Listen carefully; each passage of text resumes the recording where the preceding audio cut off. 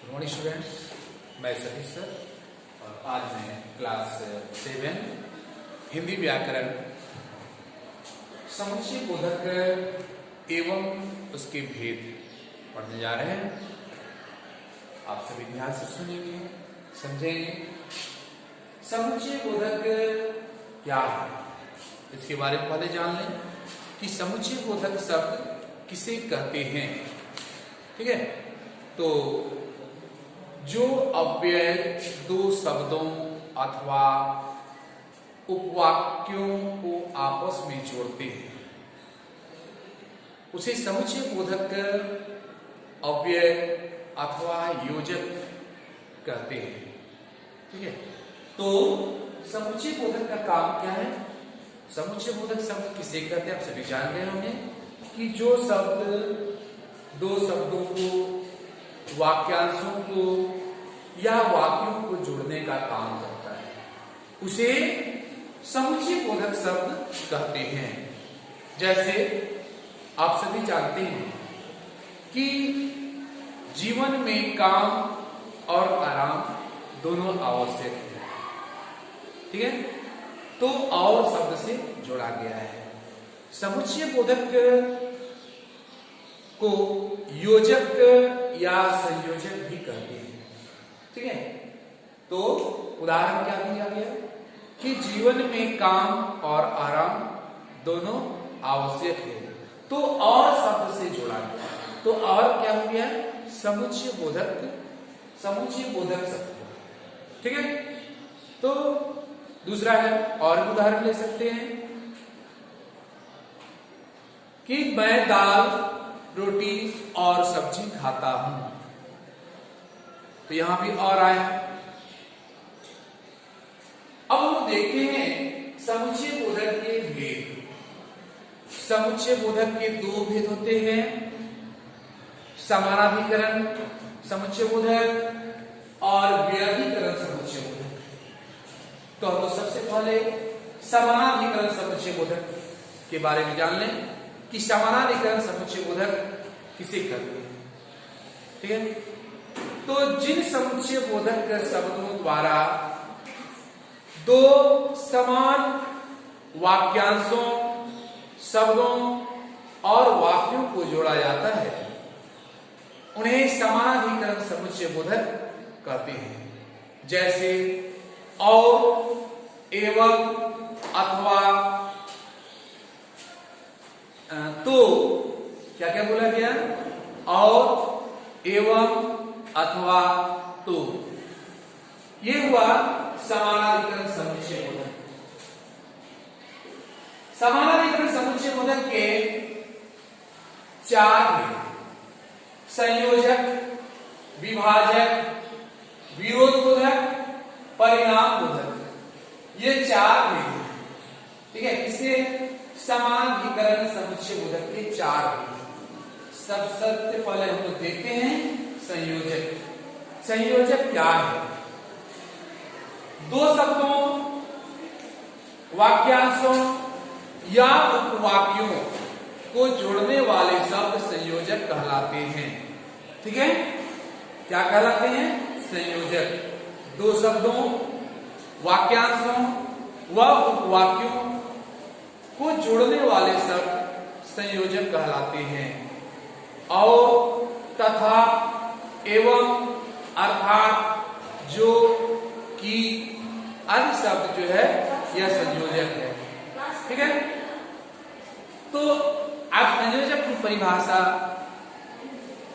और भी तरह से दे सकते हैं। आपकी बुक में क्या दिया गया है कि जो अव्यय दो शब्दों या दो पदबंधों अथवा दो वाक्यों को मिलाता है उसे संयोजक कहते हैं। जैसे नेहा और सविता दोनों गहरी सहेली, तो नेहा और सविता इन दोनों को जोड़ने का काम क्या किया है? और शब्द से हुआ है, तो और शब्द यह संयोजक कहलाएगा। ठीक है, अमन, पार्वती एवं शंकर घर घर पूजे जाते हैं, तो एवं शब्द आया, दो शब्दों को एवं शब्द से जोड़ने का काम किया गया है। तो यहां भी एवं जो है वह संयोजक कहलाएगा। अब देखते हैं दूसरा विभाजक। विभाजक क्या है?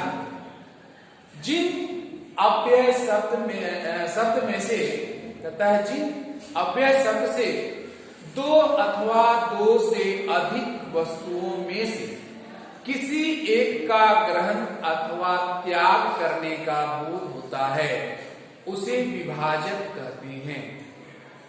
ठीक है, विभाजक शब्दों, वाक्यांशों एवं उपवाक्यों में विभाजन और विकल्प प्रकट करने वाले शब्द विभाजक कहलाते हैं। या की, चाहे, अथवा, वा आदि विभाजक शब्द हैं। ठीक है, तो जैसे चाय पीना, कहते हैं चाय पीना चाहे कॉफी पीना, चाहे शब्द दिया हुआ है। हलवा अथवा चपाती खाएंगे, अथवा दिया हुआ है, ये विभाजक शब्द है ना। आपके बुक में क्या है कि जो अव्यय शब्द दो वाक्यों में से पहले का निषेध अथवा विपरीत सूचित करते हैं, विरोध बोधक समुच्चय बोधक कहलाते हैं। जैसे क्या बताया गया? विरोध का, ये पहले क्या था? विभाजक का, कि जिस अव्यय शब्द से दो अथवा दो से अधिक वस्तुओं में से एक को ग्रहण अथवा त्याग करने का बोध होता है, उसे विभाजक कहते हैं। तुम फल खाओ अथवा सो जाओ, है ना। तुम फल खाओ अथवा सो जाओ, तो यहाँ एक को क्या किया गया है? या तो फल खाना है या तो सो जाना है ना।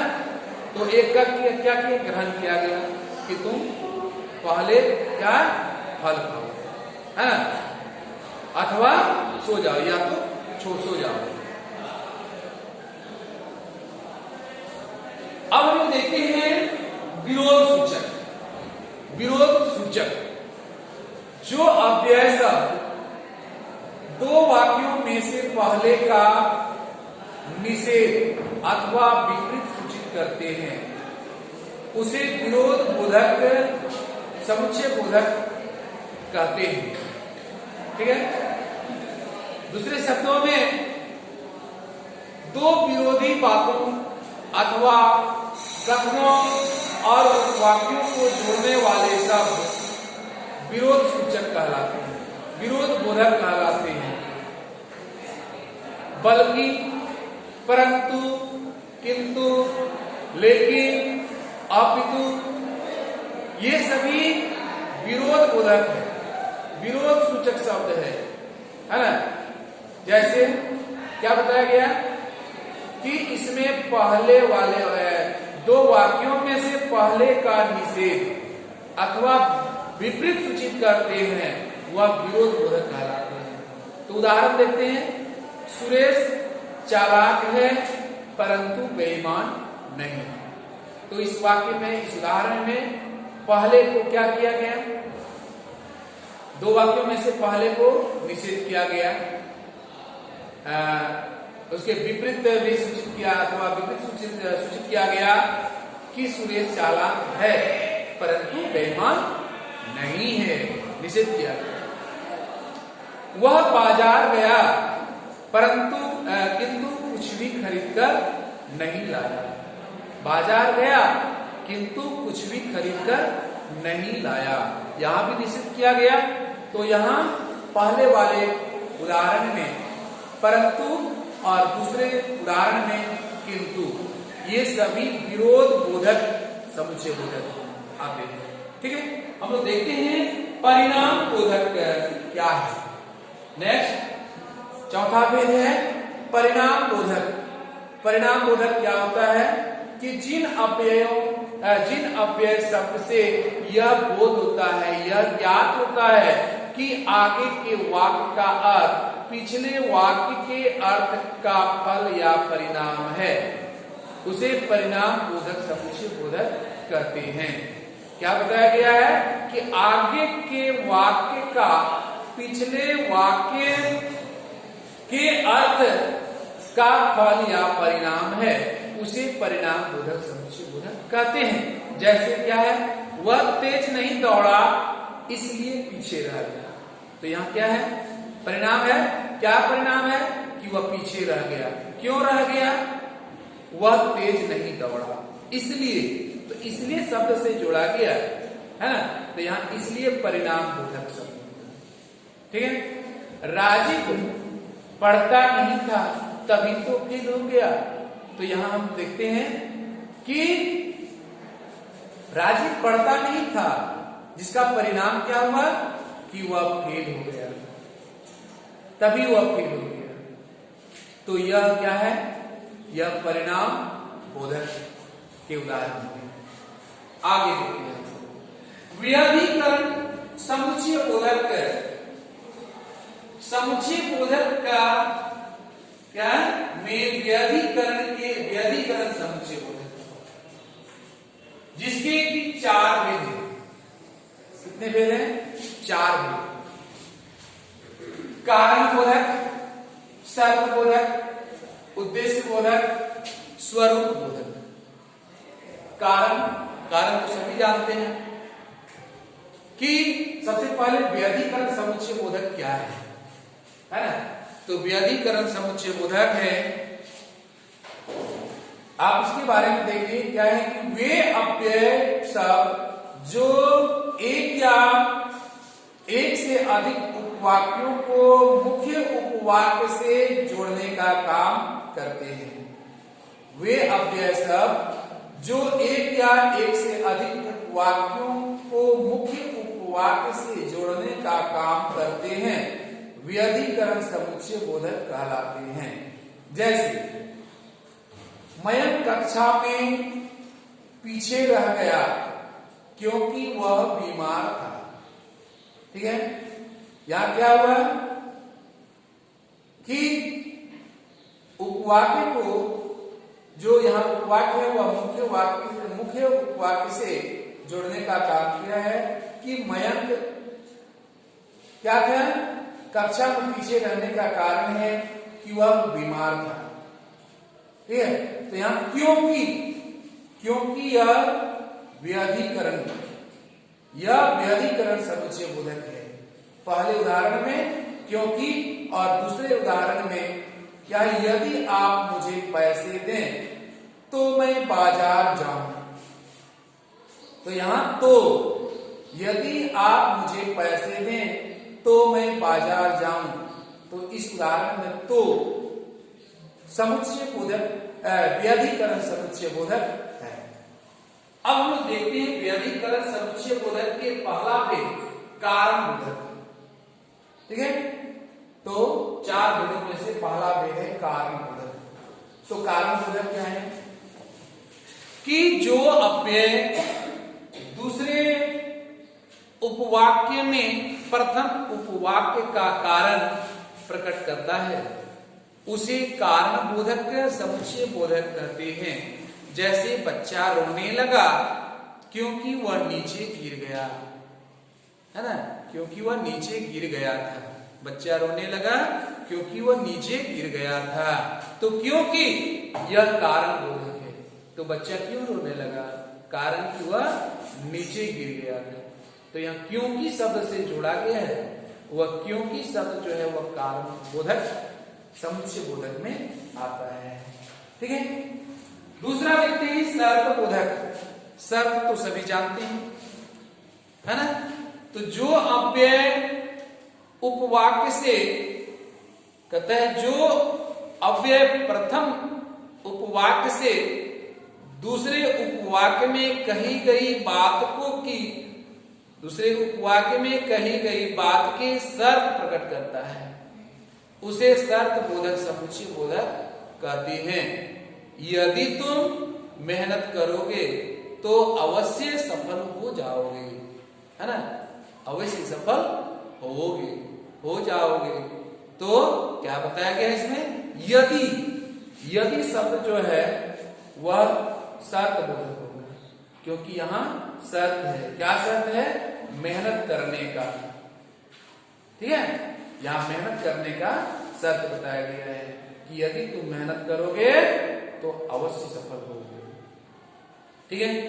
अब तीसरा देखते हैं, उद्देश्य बोधक। उद्देश्य बोधक क्या है, जिस अव्यय से दूसरे उपवाक्य में पहले उपवाक्य का उद्देश्य प्रकट होता है उसे उद्देश्य बोधक समुच्चय कहते हैं। जैसे वह रोज व्यायाम करता है ताकि स्वस्थ रहे, तो व्यायाम करने का उद्देश्य क्या है कि वह स्वस्थ रहे, है ना। जिस अव्यय से दूसरे उपवाक्य में पहले उपवाक्य का उद्देश्य प्रकट किया गया करता है, प्रकट होता है, उसे क्या कहते हैं, उद्देश्य बोधक। तो यहां क्या परिभाषा की कि वह रोज व्यायाम करता है ताकि स्वस्थ रहे। व्यायाम करने का उद्देश्य है कि वह स्वस्थ रहे। इसके आगे स्वरूप बोधक समुच्चय बोधक, है ना, कहते हैं स्वरूप बोधक जिस अव्यय शब्द से दो वाक्यों को इस प्रकार जोड़ा जाए कि पहले वाक्य का स्वरूप दूसरे वाक्य में ही स्पष्ट हो, उसे स्वरूप बोधक समुच्चय बोधक कहते हैं। जैसे दफ्तर से गुरुजी क्या गए मानो रौनक ही चली गई, तो यहां क्या बताया गया, वाक्यों को किस प्रकार जोड़ा गया कि पहले वाक्य का स्वरूप दूसरे वाक्य से स्पष्ट होता है कि गुरुजी के जाते ही रौनक चली गई। तो कब होता है, क्या बताया गया इसमें, दूसरे वाक्यों से यह स्पष्ट होता है क्या, पहले वाक्य का स्वरूप कि गुरुजी के जाते ही क्या हुआ, रौनक चली गई। तो यह था समुच्चय बोधक के भेद, समानाधिकरण समुच्चय बोधक, व्यधिकरण समुच्चय बोधक। समानाधिकरण के चार भेद, संयोजक, विभाजक, विरोध बोधक, परिणाम बोधक। व्यधिकरण समुच्चय बोधक के भी चार भेद, कारण बोधक, शर्त बोधक, उद्देश्य बोधक और स्वरूप बोधक। तो हम लोगों ने अभी क्या पढ़ा, समुच्चय बोधक एवं भेद, ठीक है। नेक्स्ट हम लोग पढ़ेंगे, नेक्स्ट वीडियो देखेंगे।